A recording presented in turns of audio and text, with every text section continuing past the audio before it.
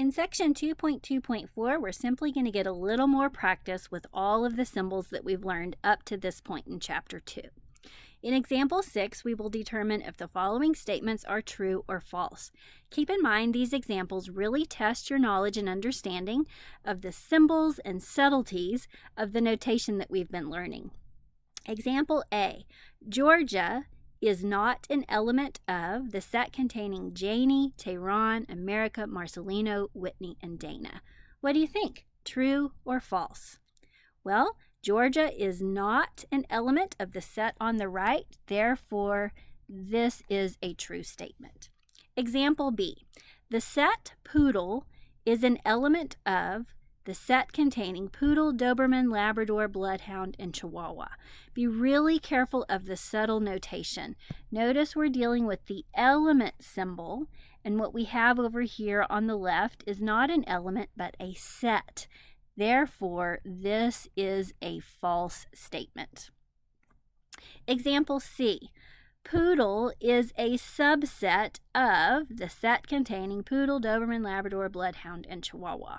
We're dealing with the subset symbol, and what we have over here is not a set because it doesn't have the curly braces. It is an element.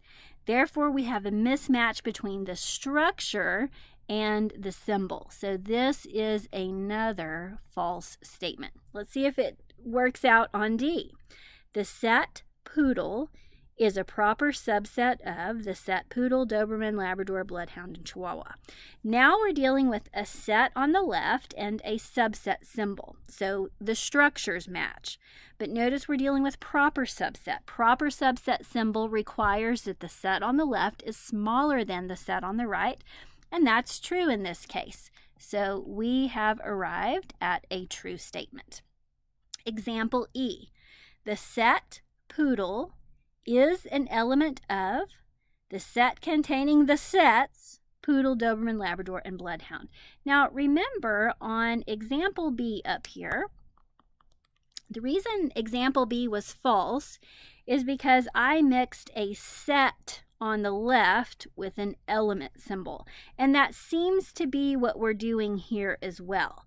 However, look at the nature of the set on the right. The set on the right is a set of sets, so each element is a set. Therefore, this set, Poodle, is an element of the set of sets, so this is true. If you like logic puzzles, you're probably enjoying yourself. If you're not enjoying yourself, keep in mind contemporary math changes from chapter to chapter. So if this is not your favorite chapter, it will change dramatically in the next few chapters. Example F. The set FUN is not a proper subset of the set MATHISFUN. No subliminal messages there, right? So the set on the left is a proper subset of the set on the right, and this statement says it is not a subset. So that would be a false statement.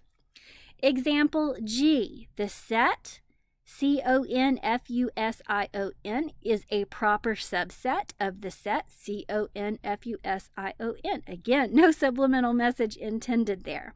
Notice we're dealing with the proper subset symbol here, which indicates the set on the left must be smaller than the set on the right. It has to have a smaller cardinal number.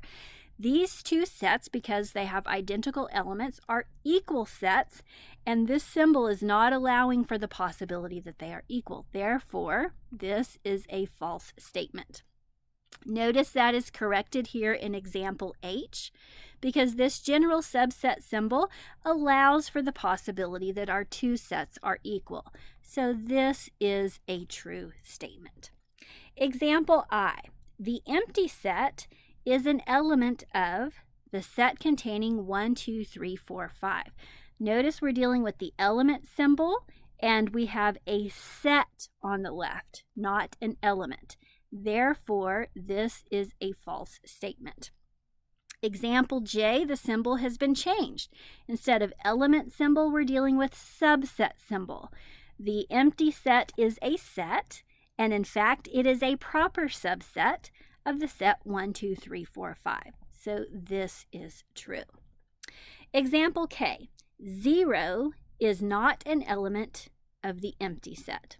Take a second. What do you think? True or false? This is true. Remember, the 0 with the slash through it is the empty set. This is the number 0. This is saying 0 is not an element of the empty set. That has to be true because the empty set can have no elements. Example L. The empty set is an element of the set containing the element 0.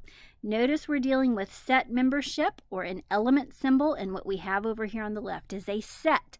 So we have a mismatch between the structure and the symbol. We're dealing with a set, but the symbol regards an element. So this is false. Example M. The empty set is a subset of the empty set. Remember, we're looking at the two different ways to denote an empty set. One way to denote an empty set is the 0 with the slash through it, or to draw a set of curly braces with no elements. This symbol is a subset symbol and is allowing for the possibility that those two sets are equal, so this is a true statement. Last one, example N. The empty set is a subset, a proper subset of the set containing the element 0. Remember, the empty set is a subset of every set. In fact, it is a proper subset. Therefore, this is true. Now, if you sort of draw back and get a big picture of what we're doing here, we're looking at these symbols and learning how to interpret them and understanding the phrases and language that they represent. Hopefully, that helps you to understand why they say math is a language.